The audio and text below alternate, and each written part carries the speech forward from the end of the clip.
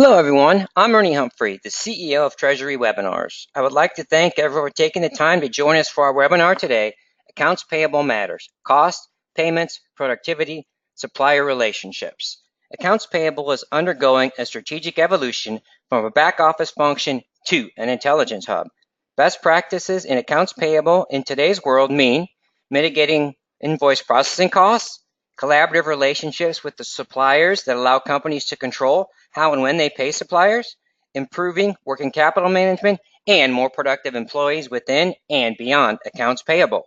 The strategic outcomes of accounts payable done right include allowing discounts to be captured, allowing employees to spend more time on value-add activities, removing errors caused by manual input and processes, mitigating payments fraud risk exposures, and delivering a level of transparency and visibility that facilitate a culture of continual improvement. Before I delve into the content, I'm going to offer a few quick words about Treasury webinars, cover a few housekeeping items, and then I'm going to review our learning objectives as they offer the pillars of our value proposition to you in investing an hour of your valuable time with us today. I would like to thank our webinar partner, Mineral Tree, whose strong commitment to thought leadership helps us make this webinar possible today. Treasury Webinars offers webinars designed to empower Treasury, accounts payable, and accounts receivable success at companies of all sizes across all industries. We only do what we do best, which is webinars. Now for the exciting housekeeping items. The slides are currently available under the handouts area in your GoToWebinar control panel. If you have any issues downloading the presentation, please send me an email to ernie@treasurywebinars.com. For those of you interested in receiving CTP credits for today's webinar, you'll have to answer all the polling questions and remain on the line for the duration of the webinar. I'd love to hear from you, and I encourage you to ask questions at any time in the questions area of your GoToWebinar control panel. I'll do my best to get to your questions during the Q&A session at the end of the webinar. Fear not. If I do not get to your question, I will follow up with you directly after the webinar. Finally, we appreciate your consideration in taking a short survey at the end of our webinar today, as we always strive to improve the ROI we offer our event attendees for their valuable time. These are my learning objectives for everyone today.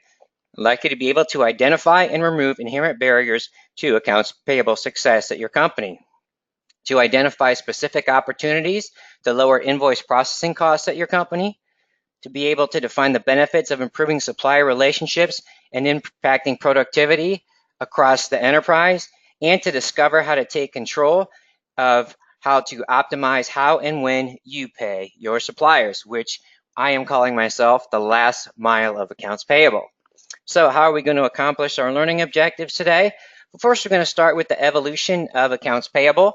We may have several Treasury folks out here who haven't been in the weeds of accounts payable and haven't been in tune to the evolution of accounts payable. I have found it absolutely fascinating myself as a person with a Treasury background who had some experience in accounts payable and working with that function a long time when I was in Treasury. It's amazing to me to see the attention that it's finally getting, and it's well worth it. We'll talk about the cost of processing an invoice. So a lot of companies, and we'll ask you if you do this, don't know how much it costs to process an invoice. And improving invoice processing costs is a pillar of a value proposition in investing in accounts payable automation. So it's very important that companies of all sizes go through this exercise. And as you start to construct the cost of processing an invoice, you will find opportunities for improvement, and then you'll be able to actually engage your folks in those processes. And it really helps you build that business case in improving accounts payable and most likely an investment in AP automation. We'll talk about automation, what it looks like, and how it can be the cure for accounts payable headaches. And then we'll dive more deeply into payments. As like I said, I see that as the last mile of accounts payable success. And I just came back from an accounts payable conference, so I've spent 2 days at the conference. I spoke on a few sessions, had many conversations with accounts payable professionals, and I can tell you that payments optimization is becoming more and more of a topic. And of course, it's near and dear to the heart of all the Treasury professionals and CFOs as well.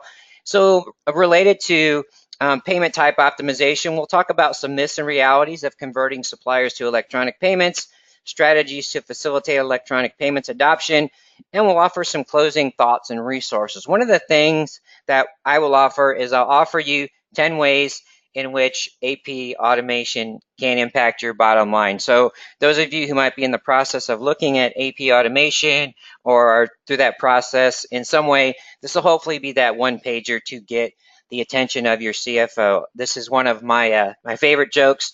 When I was back in Treasury, this was a little while ago, if I would have walked into the CFO's office and said, my main strategic focus of mine is going to be accounts payable, he would have given me a funny look and he might have showed me the door. Nowadays, it's pretty awesome. Now, in some cases, the CFO is actually coming to accounts payable and saying, look, I'm hearing all these things. How do we do this? And again, hopefully many items from this webinar, but that one last page of 10 things in which AP done right can impact the bottom line should get the attention of any CFO. So let's look at the evolution of accounts payable. I just like this graphic. It's from Ardent Partners, the State of ePayables 2016. So you'll note throughout the presentation that I have hyperlinks to resources. I love to read research, but I also like to cite research in order to put some numbers behind the points that I'm making, but also for you as a takeaway. So as you're trying to build this business case or possibly engage your colleagues within AP, maybe in Treasury, maybe the CFO, that you have some solid numbers to put behind some of your contentions and to help you identify your pain points and see if they're common with companies, other companies in your space. So we've really gone from back office, which is honestly where accounts payable was when I was working back in Treasury at a manufacturing company.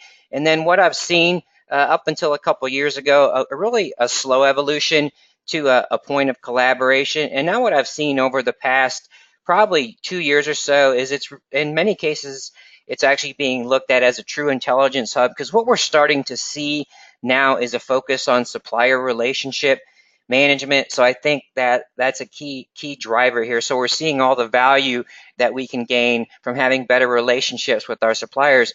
One of those is taking control over how and when we make payments. So it was interesting to me to see that. So I think we're starting to see that a little bit more. So right along with that, I am going to ask our first polling question. So you guys have to be ready. I got a lot of polling questions this time. So make sure I appreciate everyone's consideration in answering all the polling questions here today. Our first polling question today is asking you where your company is currently at in terms of the process of automating accounts payable. This is going to help me level set as I go through my presentation and where I might want to spend a little bit more time. So we have just starting, maybe you're evaluating AP automation solutions, maybe you have a short list, or you're implementing and have AP automation in place, or you just don't know. And so maybe you're the treasurer, the CFO, and you're just joining us, not just joining us for a lot of reasons, but to get more information and see if it's worth your time to look at AP automation and AP done right. And I can tell you without a doubt, company of any size, the answer to me is absolutely yes, without hesitation. So I'm going to go ahead and leave the polling question up for another 2 seconds. Then we're going to go ahead and take a quick look at the results, and then I'll give you my initial reaction, and then we'll get back to our content. We'll talk a little bit more about the evolution of accounts payable, and there's some interesting data from Ardent Partners I'd like to share. So I'm going to go ahead and close the polling question. Let's take a quick peek at those results. So we've got 42% of you implementing or have an AP automation solution in place. Those of you on the webinar, one of the things that I would encourage you to focus on is to really, as I go through the value proposition, as I identify all the ways that AP Done Right can impact your organization, I challenge you to sit down and look at what your solution is doing now and can do. Because a lot of times I see companies implementing a solution and not really extracting all the value and functionality that a solution might have. So this might prompt a phone call to your current supplier to just ask them, hey, I was on the webinar and I heard companies are doing X, Y, Z. Can we do that? How do we do that? Is that in something that's in development? So you should always be in that mindset of continual improvement. So it's good to see that we've got my math skills. It's tough. 46% of you are just starting or kind of in that phase. So hopefully we will offer you some information to help you ask the right questions and identify the right partner. So the space today in accounts payable automation, payments automation, it's becoming a little bit crowded. So there's some important questions that you want to ask. And one of the things that you want to make sure that you do is you want to make sure you talk to your colleagues, and you can do that various ways uh, through LinkedIn groups, through going to conferences. If you want to have that conversation offline, I'm happy to have that conversation. But you really need to do research, and there's a lot of free research, independent research. But talking to others who are accounts payable managers, treasurers, CFOs who have already been through this process is invaluable. So I just like to, I find this encouraging actually. So again, survey from Arden Partners of State of e-Payables. I believe they surveyed 200 AP professionals. So characterize accounts payable. So we have 45% very valuable, highly involved in financial operations, which is fantastic. I was happy to see that. And we have 11% up here as exceptional value in that AP hub. I'd like to see this number be zero, but it's 13%. It's a back office function. And of course, where you where you stand depends on where you sit. I would imagine in certain industries we'd see a little bit more of the back office function, but I'm very encouraged to see we've got 56% here. So why is that the case? So those of you that don't feel you're there, so why is that the case? So these are some of the functions that these individuals are performing. They're involved in P2P technology selection and management. I would very much encourage you to do that. You no longer need to rely on IT, especially related to P2P and finance technology. There are many cloud-based solutions which you can access over the internet, which allow you to take more ownership. So you don't necessarily want to box IT all the way out. You want to inform IT. You might offer to let them sit on meetings, but you no longer, that doesn't have to be an inherent barrier to you to adopting technology, having to get the allocation of the IT time. Believe me, I have been there. Back in the day when I was in Treasury, I had to do an IT request just to run a query on anything.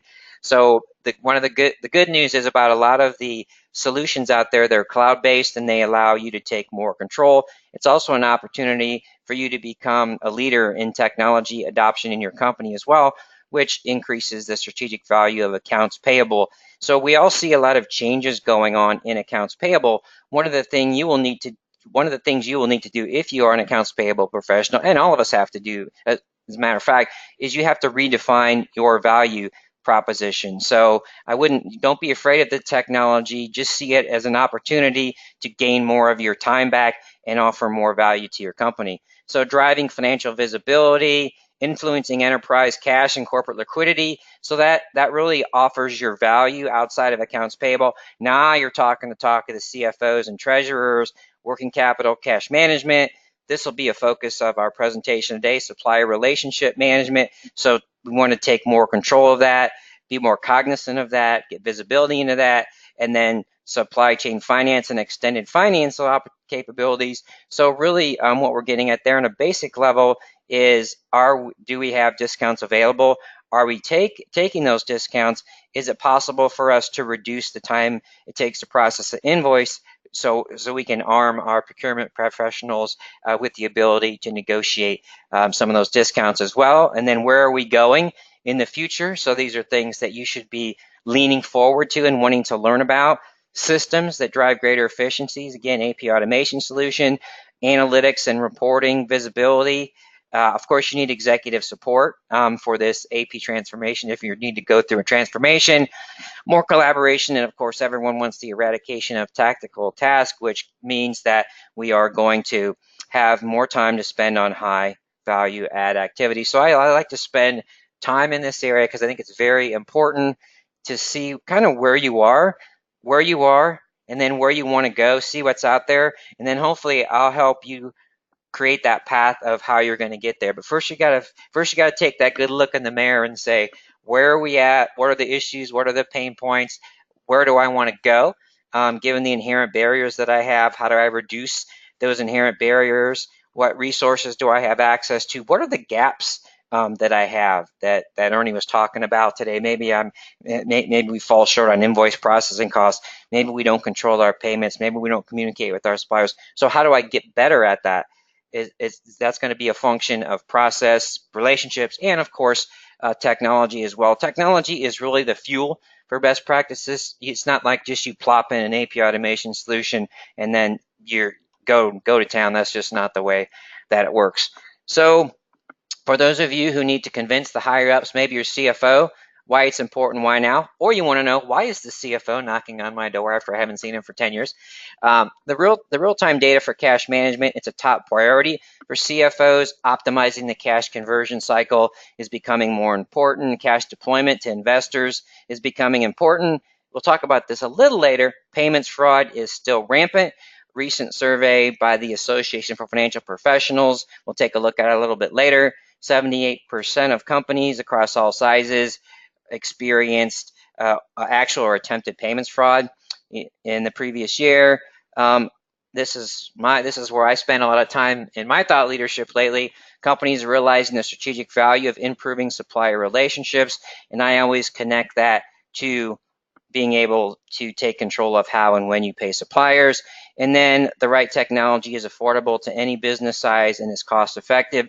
So I think this is probably a myth that's still out there, that the technology is not affordable. But what we're seeing now is you can level the playing field of companies of all sizes. Your company can do accounts payable just like Microsoft or another very large company. That technology playing field is really kind of is really evened itself out. So to me, that's what's driving a lot of the attention here. So now I'm going to go ahead and launch our next polling question, which is important. So I'm asking you, share with me, how much does it cost your company to process an invoice? Again, this is a very important step in kind of benchmarking where you are, and then you'll identify opportunities for where you want to go if you have not gone through this process at all. I appreciate everyone's consideration in answering all of our polling questions here today. Again, my friends who are after CTP credit for today's webinar, I'll need you to answer all of our polling questions here today and remain on for the duration of the webinar. So in order to be mindful of our time together, I'm just going to leave the polling question up for another few seconds. Then we'll go ahead and take a quick look at the results. Before we do that, I want to remind you that I can take your questions in the questions area of your GoToWebinar control panel at any time. I see a few of you are having trouble with the download, so please send me an email, so we'll take care of that. Let me go ahead and close polling question. Go ahead and share the results. So we have 10% of you less than $5. Congratulations. I don't know if I can get you a whole lot lower than that, but I still think there could be some room there. What really sticks out to me, which is not that surprising, we have 44%. I don't know. So I always ask people, or my goal is to have people take an action after the webinar. So the 44% of you that said you don't know, I'm hoping your action item is that we find out. And then for all of you to take a look at how you're estimating the cost of that invoice as well. So obviously there can be some variation here depending on the demographics of my audience, and so there are things that drive that number. But what you want to look at is you have to see where you're starting, and then as you build that cost up, what you're going to see is where there's opportunities for improvement. And there are actually calculators out there that can help you calculate the cost of processing that invoice as well. So thank you very much for everyone for taking the time to answer the polling question. Okay, so let's just take a look at the pain points with manual accounts payable. And this is the part where I really focus on invoice processing cost. And then again, later we'll focus more on supplier relationship and payments. There's a lot of webinars that focus on invoice processing cost, and I've done them myself. So we have plenty of webinars on that exact subject at treasurywebinars.com. So happy to do that as well. So just take a look there. So if you just look at some of the inefficiencies, for some survey data, $15 to pay a single invoice, $9.34 to cut a check. That speaks to whether or not you're able to control how you pay. And then 28.5% from days invoice receipt to pay. how are you, this speaks to me as how are you going to be able to take any discounts if it takes you that long? So it's usually 210 net 30, so you have to be able to process that invoice in a timely manner.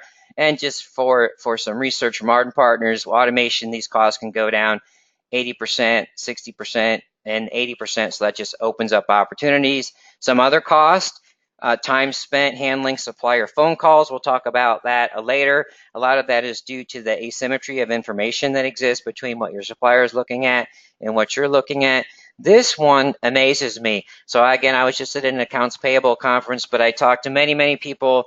They will spend 2 hours a day, 3 hours a day, 4 hours a day just working through issues which are not really issues. There's just issues caused by a lack of communication, a lack of effective communication, asymmetry of information, and then of course this is a pain point.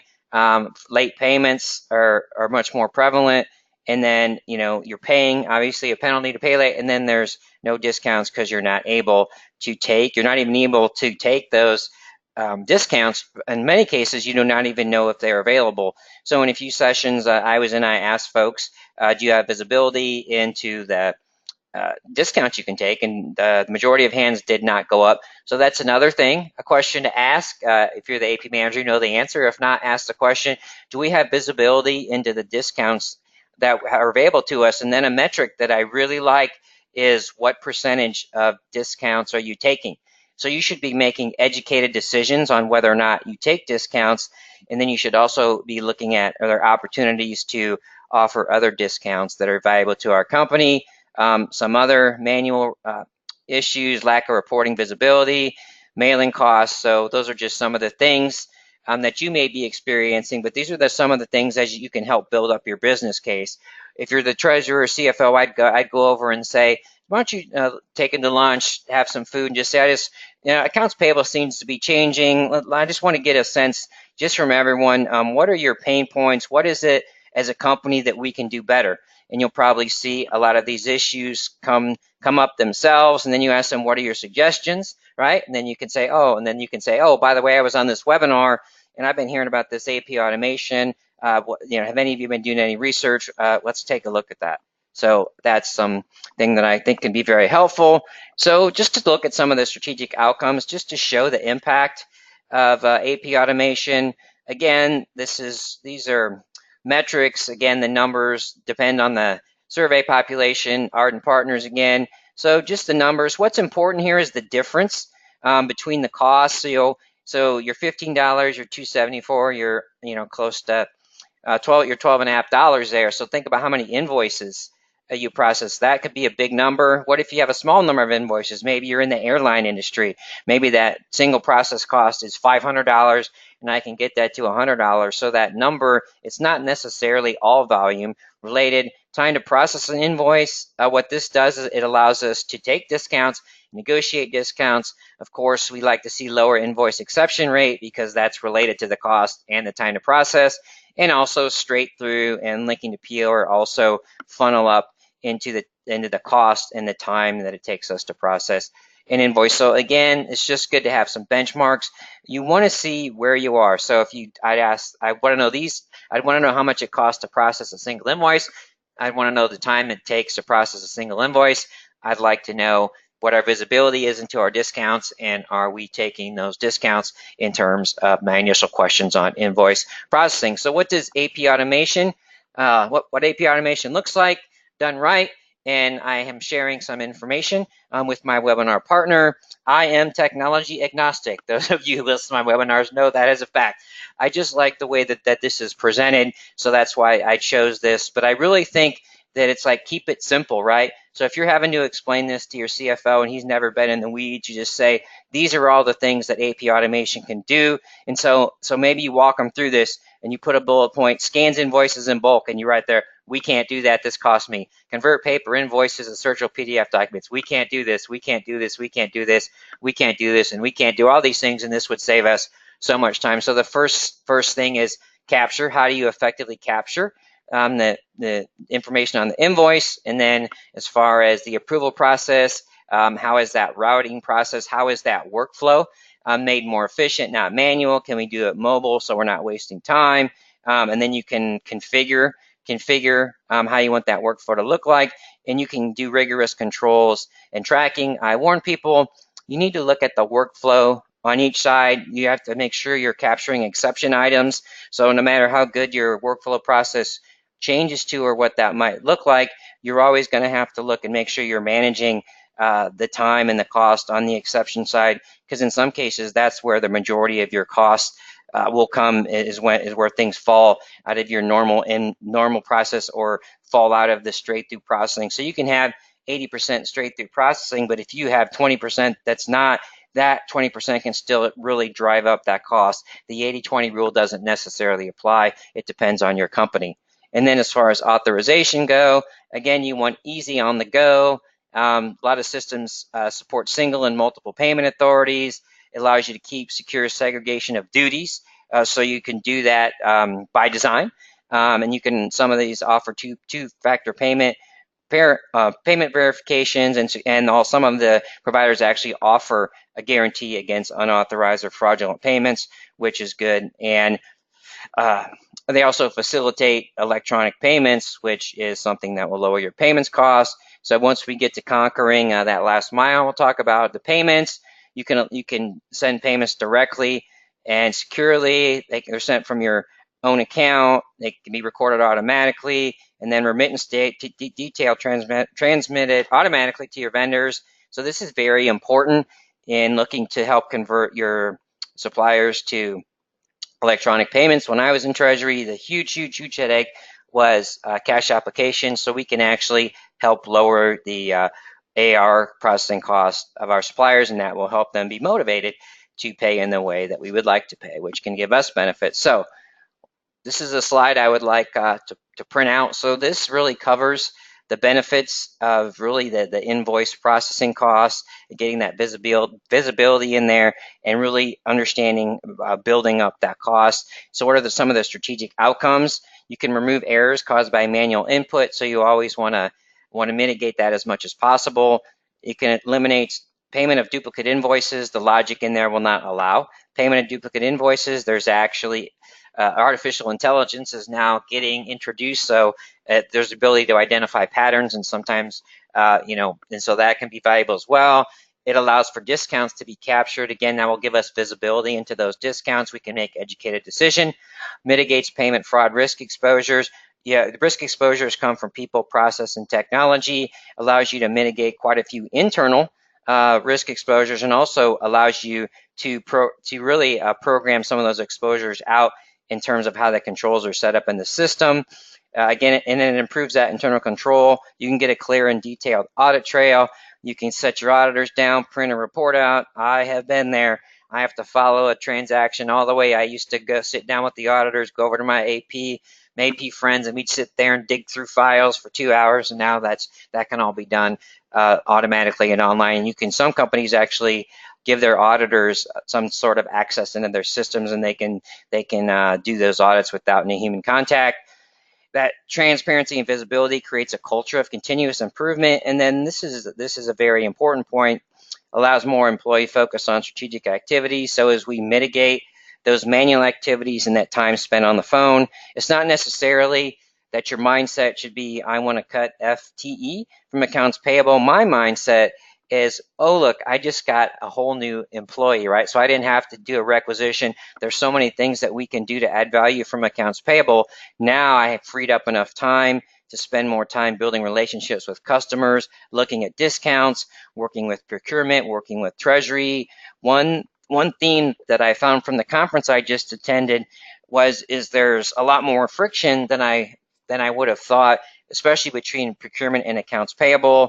And so that's definitely important. I'll call that internal business partnering. So that's definitely important for effective accounts payable. So those relationships, they need to be built, as hard as that might be.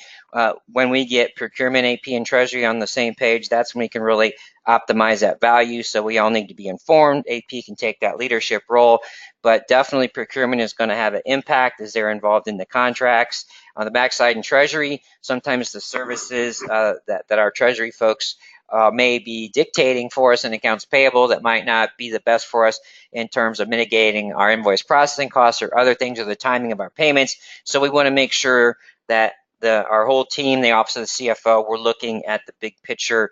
So I think people are starting to realize that accounts payable can and should have a key role in that area. And then we'll talk more about improving supplier relationships and improving the payment type, which is check versus electronic payments. We'll talk about a few of the payment types. For those of you not in Treasury, we'll give you a little Treasury speak. Those of you in Treasury, this might be a little bit of a review for you, but it always makes sense. I think it's a different way of looking at things. And some of the things that I advise people to do now, I certainly wasn't doing them when I was back in Treasury, and I'm still really plugged in on Treasury, so I would say they are still very important to look at. So when we look at our supplier management pain points, I think this is just interesting to see, to benchmark, and just to see that a lot of these things don't change uh, based on the size of your company. So poor data management. So I think, again, that causes asymmetry of information that drives up my time on the phone. Query response times. So we want to make sure that our IP people have the ability to respond in a proactive and timely manner, and then we're able to identify patterns. And then a couple folks I talked to at the AP conference said it's helped them because they have consistency in who deals with their suppliers. I think that can help as well. And then, of course, late payments are, of course, an issue that want to have. So again, I like to stress there's supplier relationship management starts in the onboarding process. So what I've seen in traditional P2P over the last 2 years is the beginning. We need to look back a little bit further to supplier onboarding. And on the other side, we need to look and make sure that we are optimizing payments as well. So what can be some pain points? You could actually add illegal suppliers if things aren't in order, delays in tax form. So these initial contacts that you have with your suppliers and smooth onboarding, it matters. And so we need to track that, and those above the chain, we should be paying attention to that as well. You can have supplier data quality issues. I think all of us have probably experienced this. This often happens. It happened to me in manufacturing. We would get parent-child relationships that were a little bit messy and incorrect payment instructions. There are a lot of providers out there that allow supplier portals where your suppliers can manage their data, and they can, of course, with the right approvals and controls, control their payment instructions. So that puts some of the onus on your suppliers, and believe me, they will like to have that control. And then there's, of course, there's obviously a pain point if it's a duplicate supplier records. Our supplier management pain point, so we gave some data on that. But I think, again, for me, it comes down to that asymmetry of information, the lack of visibility on our supplier side and our side. I also like to talk about visibility in terms of communication. I would like to have visibility into all communications with my suppliers, and I would also encourage CFOs to become involved with your suppliers, build relationships. Don't just be the person that bears the bad news and resolving issues. And then a consequence of supplier management issues is that in some sense, it's an inherent barrier for our team to be, we are forcing them to be reactive instead of proactive. So we want to give them every opportunity to be proactive in terms of that supplier relationship management. Again, that begins with supplier onboarding management. That relationship matters. Every interaction with that supplier matters, especially those of you who might be in manufacturing. To me, when I was in manufacturing, a few of our suppliers were almost as important as some of our largest customers, especially in today's world and supply chain disruptions. You'd be amazed when you have a bad interaction with someone on your supplier side, how something you don't think is going to get up to someone at a very high level at your suppliers. So we need to mitigate that as much as possible. So now we're going to ask another polling question and get your thoughts, benchmark you a little bit. How would you characterize the overall state of your company's relationships with suppliers? And this can have an impact on your company's ability and your ability to really own the types of payments that you're making, and also the timing of the payments. So I'm asking you to share how you feel that is. Maybe not good, poor communication, not good but getting better, acceptable, good, we communicate and collaborate effectively, or E, you don't know. Again, I'd like to encourage everyone to ask questions in the questions box of your GoToWebinar control panel. So I'm going to go ahead and leave the polling question up for another few seconds, and then I'm going to go ahead and we'll take a look at the results. So let's go ahead and close the polling question. I'll give you another couple seconds. All right, thank you very much for answering the polling questions. And I am encouraged to see that 33% of you, good, you communicate and collaborate effectively. And I'll be interested to see a little bit later into the webinar if that means that you also translate into having control of how you pay your suppliers. So we've got 60% of you which are acceptable or lower. So hopefully I've convinced you that looking at some automation or looking at existing software that you have, anything that's going to remove asymmetries of information, allow you to communicate proactively, that is going to be something that I would encourage you to take a look at. So that would be a takeaway as well. So I would have a plan to have those communications, and I encourage companies sometimes to have some rating systems as far as their relationship goes, and if there's an issue or we get to metrics of supplier satisfaction, right? I think I just made up a new term there. Supplier satisfaction, I think we should have that index, and if that goes to a certain level, then that should get a phone call, right, from our CFO or our Chief Procurement Officer, and that will help dial down the tension in that relationship. So let's go ahead and get back. So now let's turn to our pain point. So we talked about sometimes we might not have visibility into our discounts. We're losing discounts. It almost always makes sense for our company to take a discount. So those of you who might not be involved in Treasury, I would encourage you to go and talk to your Treasury folks if you don't have that visibility. And that's kind of low-hanging fruit. If you tell someone in Treasury, hey, we're not able to take discounts, we're not really looking at that, their eyes will perk up. So that'd be great. It can lead to ineffective working capital management, because what can happen is that we can have a bad forecast or input into our forecast of cash management, and poor things in that area can lead us to borrow money when we don't need to, which is very costly. It can also make us enter into foreign exchange transactions, which can be very, very costly to our companies as well. It kind of force us to have costly payments methods, which means that if we're just paying everyone by check for no reason, that's a very costly payment method. We're seeing less prevalence of checks, but there's still an awful lot of checks that are written. So for those of you, all of you in the audience, I'd encourage you to look at what is your portfolio of payments and take a look at the checks and see why you are paying by checks. One of the best things that I heard at the conference as a way to mitigate the number of checks is to get with procurement and just put that into the contracts. So the basis is you're expected to be paid.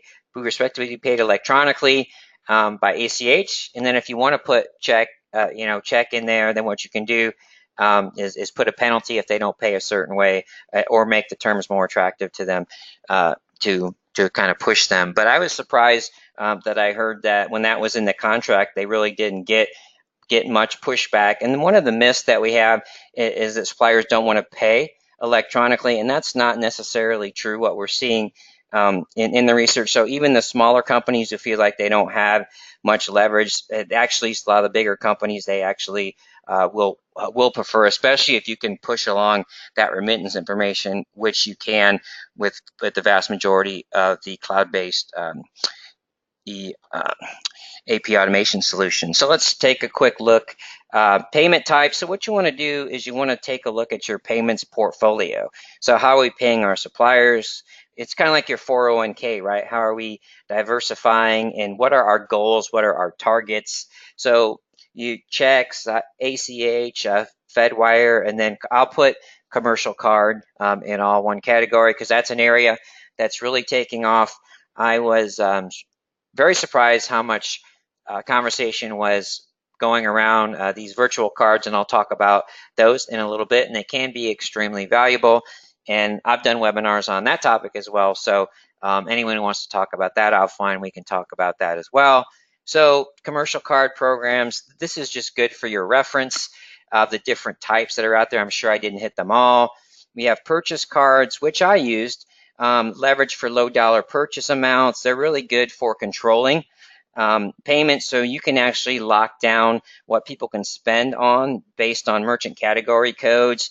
And also for almost all these cards, what it does is it allows you to eliminate a lot of accounting entries. So ghost cards, single-use cards, and virtual cards, there's certain programs, if you enroll and your suppliers are enrolled, it will allow a straight-through payment through a card network or issuer where both parties are members. So you have to be a member of the network through your provider, and then your supplier does as well.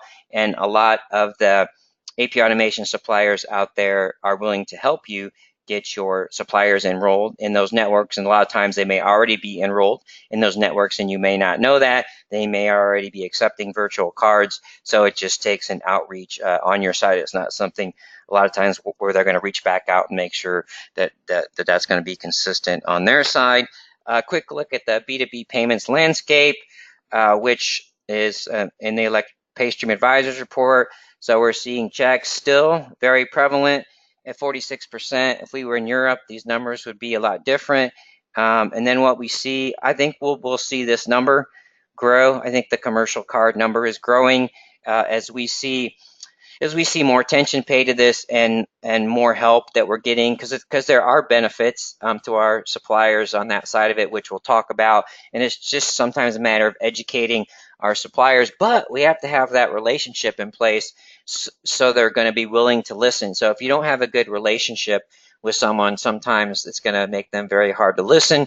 As a treasury person, for me, one of the easiest things is that to say we can really potentially lower your accounts receivable processing costs, especially if you're sending a check and it's going to a lockbox. So that's something where you could add value. So you're doing AP best practices on your side, and you're helping your suppliers be better on the accounts receivable front.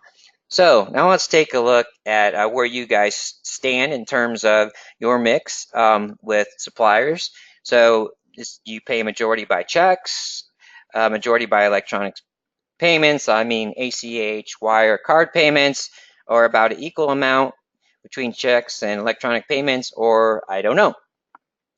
So again, I appreciate everyone's consideration in answering our polling questions. Again, my treasury friends, I need you to answer all of the polling questions that we ask you during the webinar today.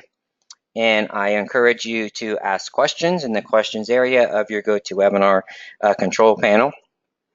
And then I'm going to go ahead and leave the polling question up for another few seconds here. Then we'll take a quick look at the results. Okay, share the results real quick. So we have 53% of you do a majority by checks or an equal amount by checks. So I think there's tremendous opportunity. Another great takeaway to go back and look at your whole mix of payments by every payment type and just go back and see why, right? Especially on the checks. See why are we writing these checks? Is there anything that we can, is that by contract? Can we revise the contract? Because what you'll see later is it's really expensive to write those checks. So thank you very much, everyone, for taking the time. So here we go. Just another point here. These numbers might be a little bit higher even. Just some cost benchmarking from AFP. Sending a paper check is 10 times more expensive than the internal or external costs of sending and receiving an ACH payment. And receiving a paper check is 5 times as expensive. A wire payment costs over $14. When you look at going to card outgoing, procurement T&E between $1 and $1.99, and then those cards that like to offer you all those rebates, it can be between 26 and 50 basis points, depending on how much money that you get to go through the program. So again, it just kind of helps you see the incentive internally. The caveat to all of this is you have to be ready internally. So if you're only processing checks right now, there's some things you need to do internally to get ready to dance with your suppliers. I talk about negotiating your types of payments is the payments dance, so you have to be ready to dance. You can't just go in and do some complicated dance like you see on Dancing with the Stars when you're only ready to do the sprinkler right. You can't go in there with your sprinkler moves. You got to bring your A game. So just some more context. You want to look at your payment method portfolio, and that's, like I said, like your 401k, what percentage. You want to look at changes in percentages by payment types. You should have targets there and goals relative to the mix of payment types to suppliers, by suppliers, right? Some suppliers are ready right now to change. Some of them may be targets for just checks to ACH. Some of them might be ACH to commercial cards. So you need to take a look at your supplier. You need to look at that supplier master. You need to do that analysis internally. Maybe you bring in a consultant to take a look at that with you. Maybe your AP automation partner will do that. Again, you want to look at changes in payments types offered. Is there something where you want to offer new types of payments? How do you educate your suppliers, give them that incentive? And then you should also look at having programs in place to convert suppliers by target payment types. Again, you can do this yourself. You can do this with AP automation partners. My caveat in using AP automation partners, which I do recommend, is to just have an understanding of how they're communicating with your suppliers.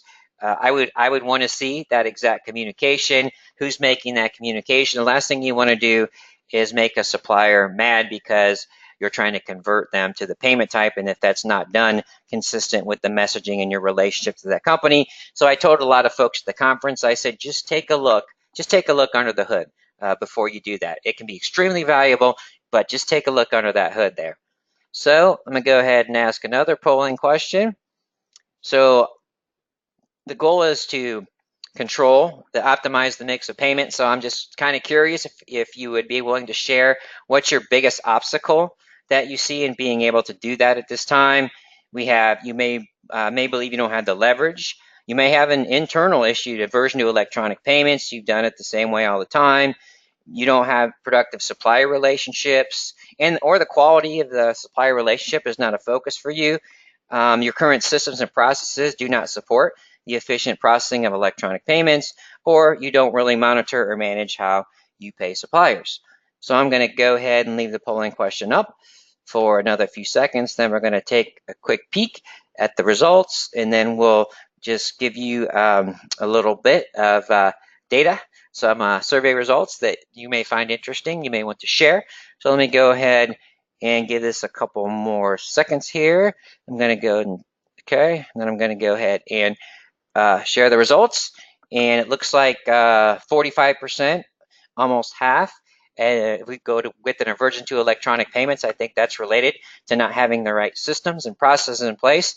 So hopefully this webinar, we have motivated you to take a look at the AP automation in conjunction, right, with those right relationships. Will absolutely take away these barriers.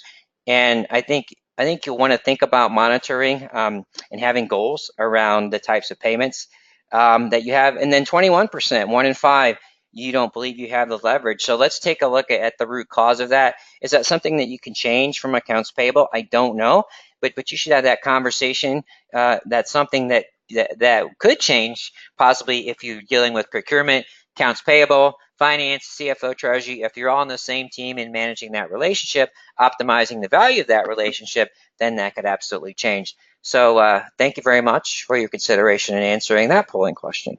So just some challenges that we might have that are related to if you're a strong proponent of checks, cards, or ACH.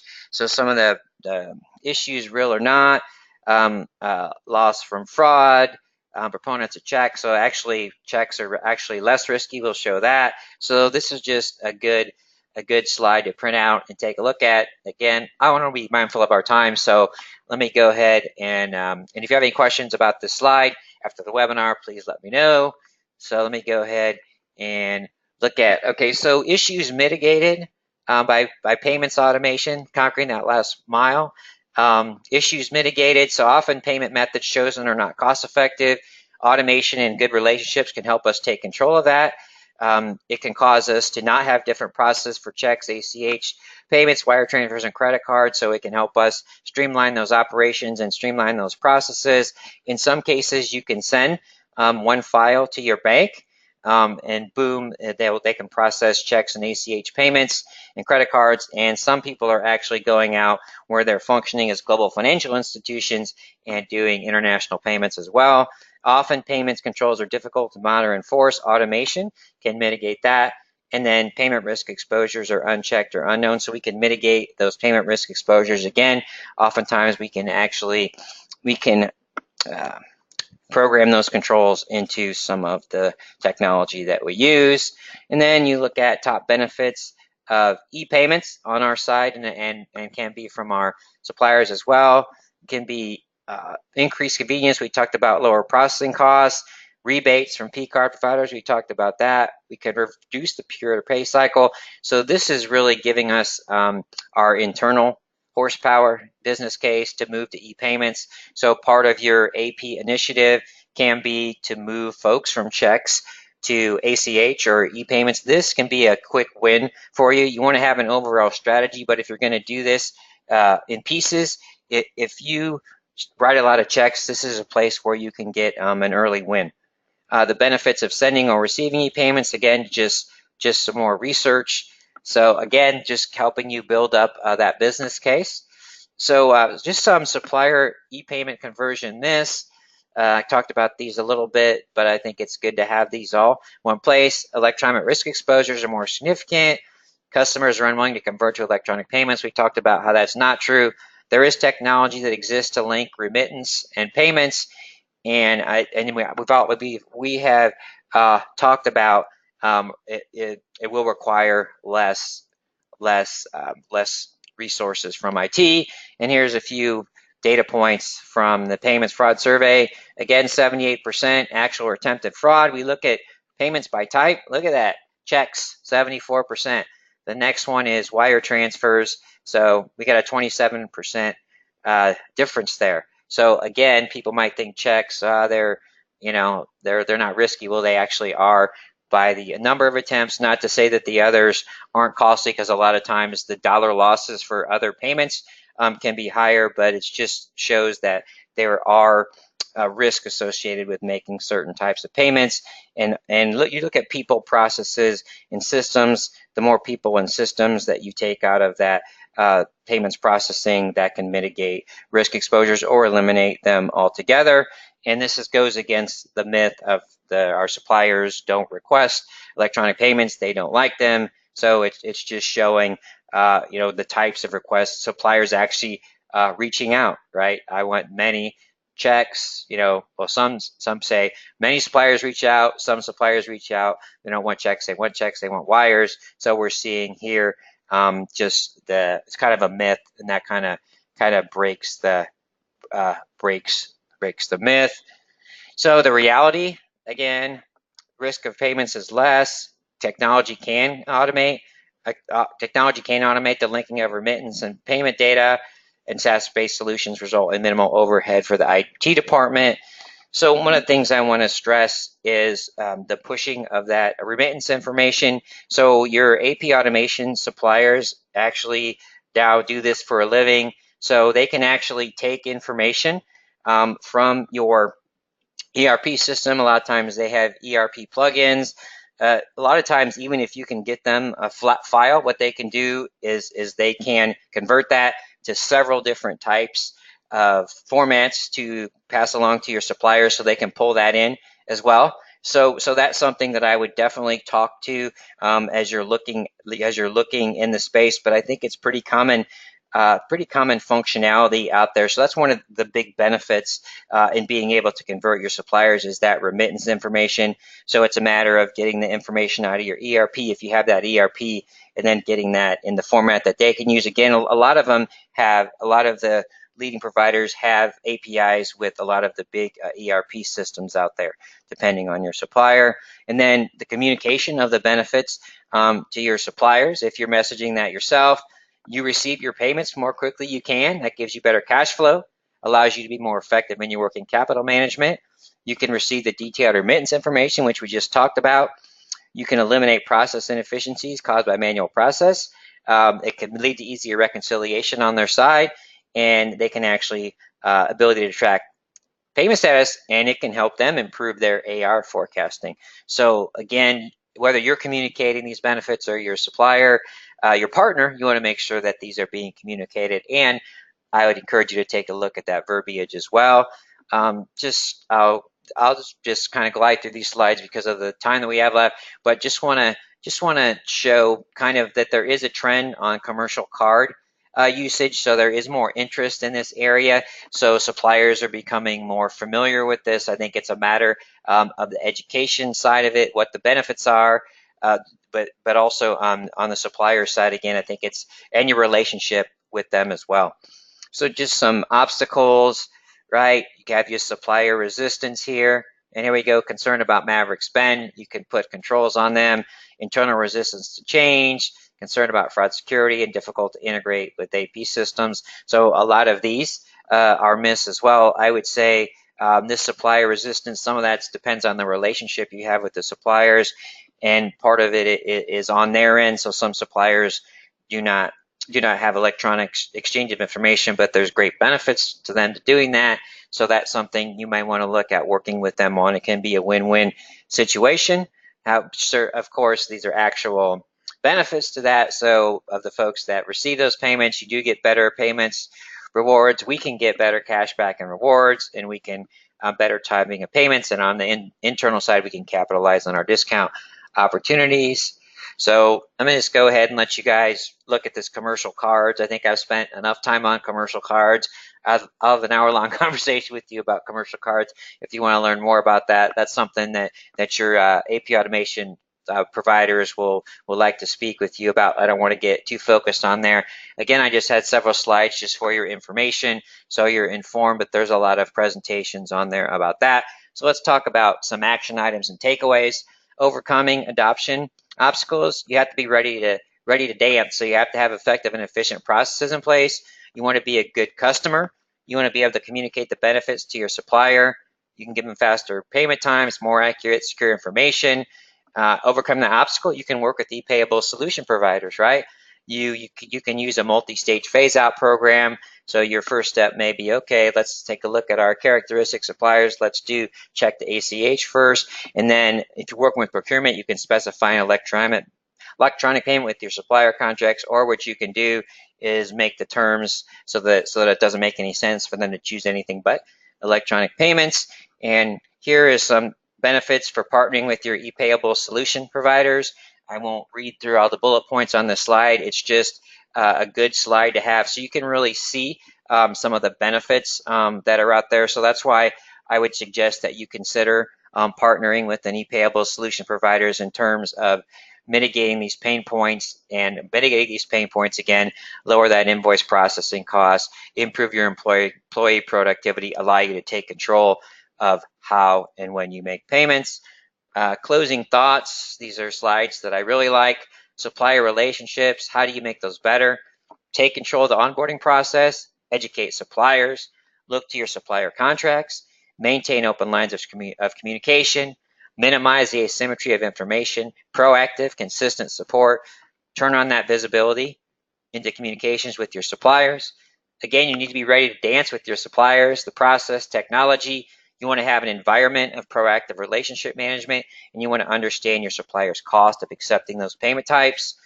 You need to know how to dance. How do you dance? You got to be able to communicate, understand the cost of accepting payments. You got to identify the conversion type that makes sense. So you don't want to necessarily go to someone and they're on check and start trying to really push commercial card if it just doesn't make sense for that supplier. Again, you want to be able to communicate the benefits to converting to that, and partner with ePayable solution providers to improve your dance moves, right? They can help you dance or dance in your place where that makes sense with your suppliers. And here's this is my thing I would print out for my CFO if I was going to give him a back of the envelope of why do I care? Why do I want to look at AP automation? Can mitigate invoice processing cost, mitigate duplicate payment of invoice, mitigate time spent resolving supplier disputes, allow discounts to be captured, facilitate early payment programs, impact our productivity, mitigate our payment processing costs, get us rebates, improve working capital, impact the productivity of everyone, So it's just the greatest thing since sliced bread. It's exciting to me how far AP automation has come, and the attention. And this gives you a really good one slide thing to look at why that's the case. And then I also have some additional resources here I encourage you to take a look at, do more information, do some benchmarking. Unfortunately, we do not have time for Q&A. I've covered quite a bit of content. However, I encourage you to follow up with me after the webinar, and I will be happy to have a conversation with you and get those questions addressed. So in closing, I would like to thank our webinar partner, Mineral Tree. We appreciate their commitment to thought leadership, which is also evident in the great content and resources they offer, which you can review by visiting the Mineral Tree website.